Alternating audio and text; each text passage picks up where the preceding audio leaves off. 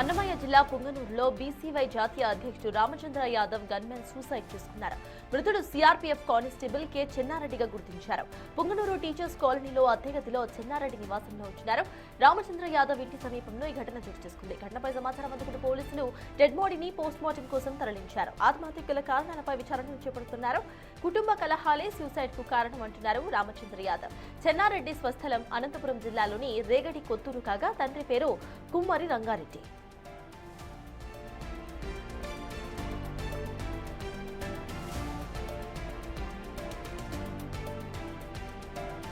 BCY జాతీయ అధ్యక్షుడు Ramachandra Yadav gunmen suicide case ఇప్పుడు కలకలాన్ని సృష్టిస్తోంది. దీనికి సంబంధించిన పూర్తి డీటెయిల్స్ మా ప్రతినిధి దామోదర్ అందిస్తారు. దామోదర్, చెప్పండి. ఇటు చెన్నారెడ్డి ఆత్మహత్యకు కుటుంబ కలహాలే కారణంగా ఇటు ఆయన చెప్తున్నట్టుగా తెలుస్తోంది రామచంద్ర యాదవ్. దీన్ని ఎలా చూడాలంటారు? పోలీసులు ఏమంటున్నారు? అప్డేట్స్ ఏంటి దామోదర్?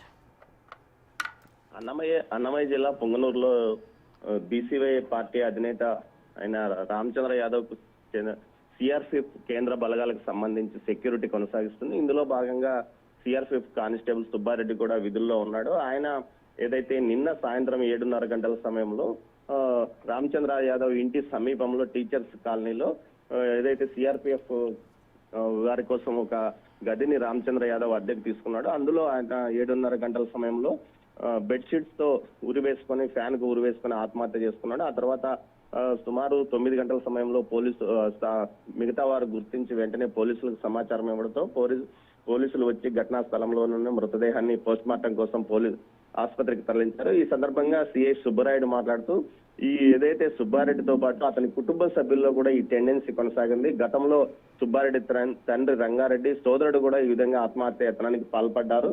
కానీ సుబ్బారెడ్డి కుటుంబ సమస్యల వల్లనే ఆత్మహత్యయత్నం చేసుకున్నట్లు గ్రామస్తుల ద్వారా తెలుస్తుంది. అతన్ని అనంతపురం జిల్లా రేగడి కొత్తూరు బుక్రాయ సముద్రం మండలం రేగడి కొత్తూరు అని తెలుస్తుందని చెప్పారు. మొత్తం మీద ఈ కేసుకు సంబంధించి పూర్తిగా కుటుంబ సభ్యులను విచారించిన తర్వాతనే అసలు వాస్తవాలు బయటపడతాయని చెప్తున్నారు. Thank you Damodar.